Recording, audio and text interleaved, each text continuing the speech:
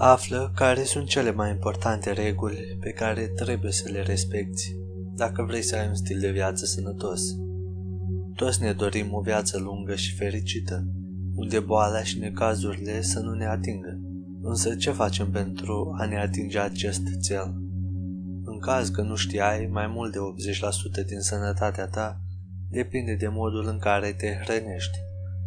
Dacă faci sau nu sport, dacă te odihnești, ce emoții și sentimente experimentezi, restul de 20% este transmis genetic sau are legătură cu mediul înconjurător și sistemul de sănătate al țării în care trăiești. Cu alte cuvinte, stilul de viață este suma alegerilor mici pe care le faci în fiecare zi, care au un impact pe termen scurt sau lung asupra ta. Iată care sunt cele 6 principii ale unui stil de viață sănătos. Respectă principiile unei nutriții optime, cantități potrivite, variate și echilibrate.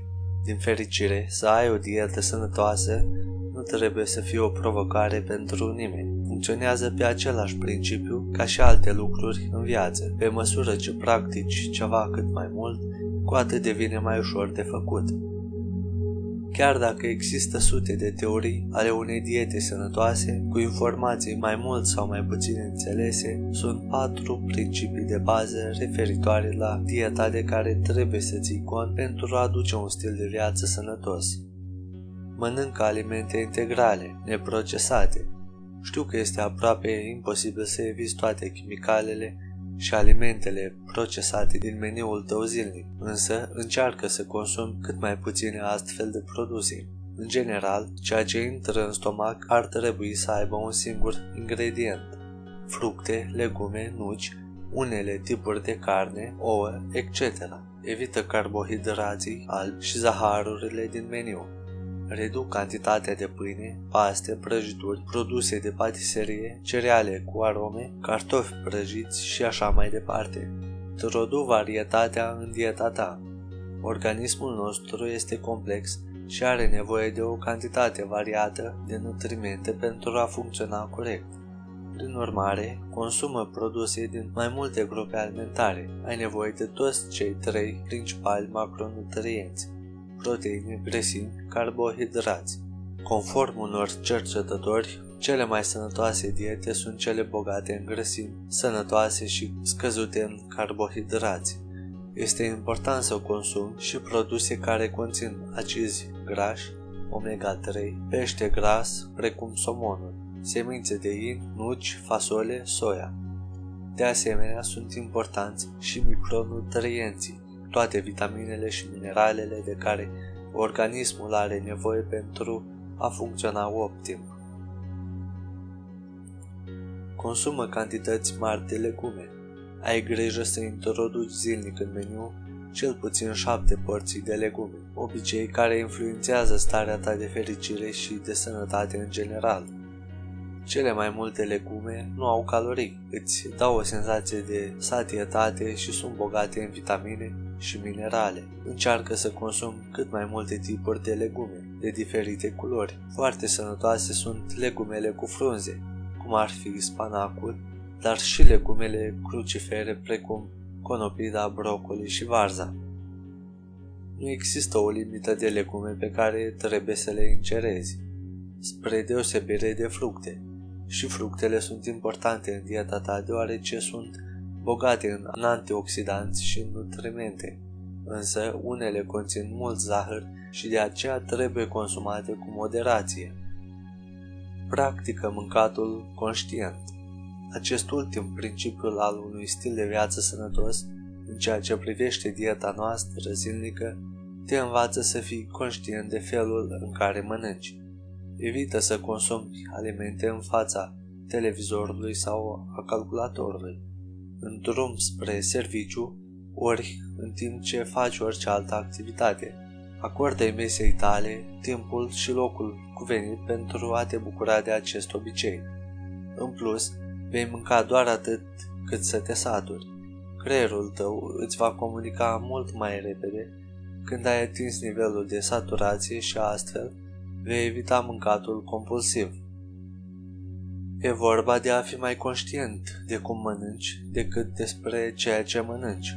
Cei care mănâncă conștient sunt conștienți de obiceiurile lor alimentare și de cum mănâncă. Ei sunt cu un pas înaintea foamei. Ei mănâncă atunci când le e foame și se opresc atunci când s-au săturat.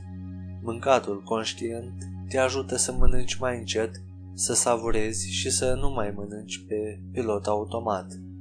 În plus, mâncatul conștient nu te ajută doar la pierderea în greutate, ci ameliorează numeroase afecțiuni, lupta împotriva diabetului, reduce cheful de a mânca, scade tensiunea și nivelul colesterolului, dar îmbunătățește și aspectul fizic.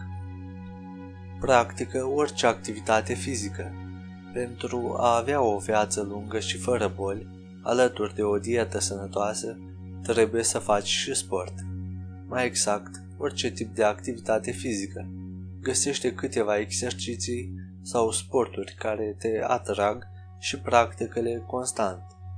Încearcă să faci sport de 2 ori pe săptămână. Chiar dacă ai un job solicitant și nu-ți permite timpul să mergi de 2 ori pe săptămână la sală, fă câteva exerciții simple acasă sau, de ce nu, la birou.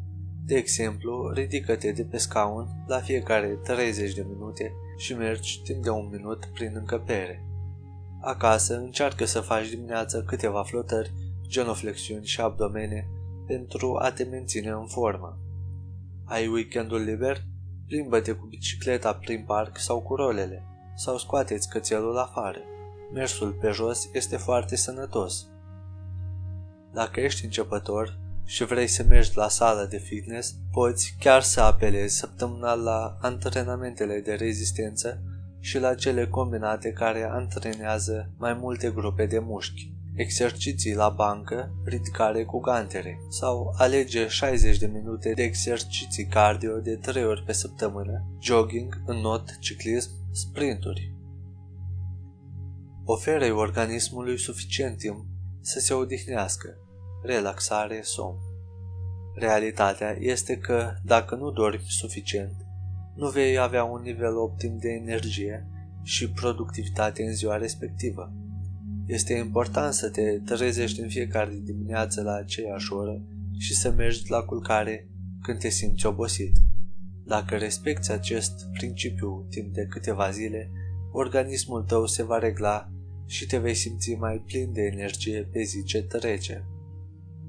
Elimină stresul din viața ta.